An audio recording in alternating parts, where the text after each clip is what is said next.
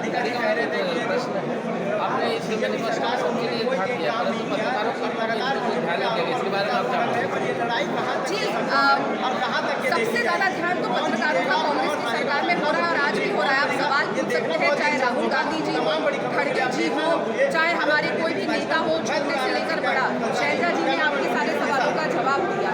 क्या आप इसी तरीके से माइक मोदी जी के आगे लेकर जा सकते हैं और जवाब मिलेगा?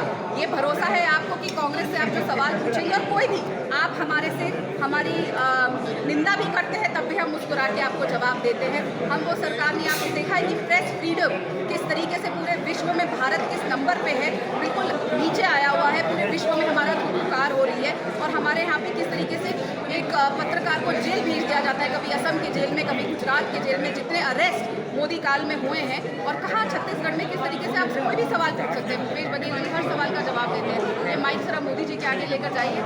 मैडम मेरा दूसरा सवाल और एक रहेगा, जैसे बस्तर क्षेत्र है, बस्तर क्षेत्र में निजीकरण चल रहा है, नगरनार जो प्लांट है उसको बोला जा रहा है कि नगरनार प्लांट प्राइवेटाइजेशन होते जा रहा है। दूसरा नंदराज पहाड़ जो कि आदिवासियों का आस्था का क्षेत्र है, आदिवासी वहाँ पे लड़ पड़े हैं उस क्षेत्र को नहीं देने के लिए। पहले भी उसमें अडानी ने वहाँ पे अपना कब्जा जमाने का सोचा था, पर उसको हमारी जो छत्तीसगढ़ जो सरकार है उसको उसमें रोक लगाया। तो आगे की हमारी रणनीति क्या होगी, आने के बाद किस तरह से उसको प्राइवेटाइजेशन होगी, क्योंकि वहाँ पे बहुत सारे बेरोजगारों को उसके बाद रोजगार छीन जाएगा। देखिए हम बार बार कह रहे हैं, हमारी सरकार भरोसा दिला रही है कि हम कुछ ना कुछ करेंगे ताकि हमारे ट्राइबल्स को बस्तर एरिया में किसी को आदिवासियों को तकलीफ ना हो। और ये पूरा देश जानता है, आदिवासी भी जानते हैं कि आज मोदी जी हो या उनकी मंत्री स्मृति ईरानी आज जाके बस्तर में चाय बना रही है, लेकिन जिन घरों में चाय बना रही है वहाँ के लोगों के घरों में अब चाय खरीदने के लिए पैसे नहीं रह जाएंगे, पत्ती खरीदने के लिए, क्योंकि वहाँ पे प्राइवेटाइजेशन होकर दिसंबर में नगर प्लांट खत्म हो जाएगा। किसी के पास नौकरियाँ नहीं बचेगी।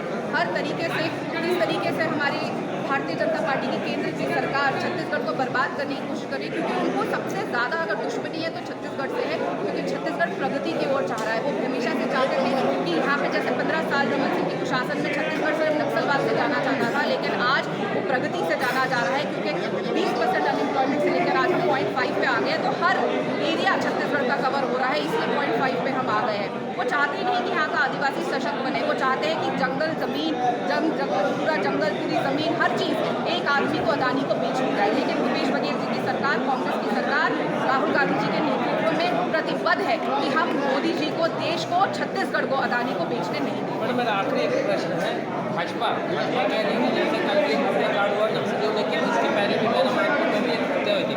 भाजपा बार बार कह रही है कि ये टारगेट किलिंग है, इसके ऊपर मैं आप क्या कहूँगा?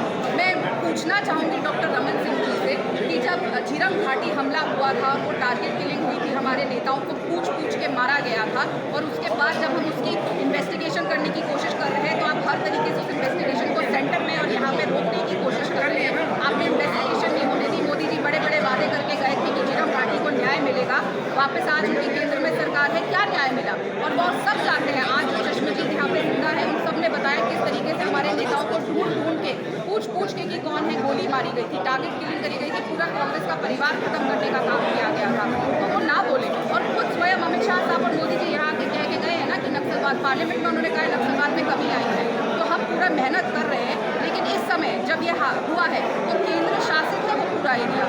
अभी सारी सिक्योरिटी चुनाव अनाउंस होने के बाद केंद्र के हाथ में है, तो वो मोदी जी से पूछे कि कैसे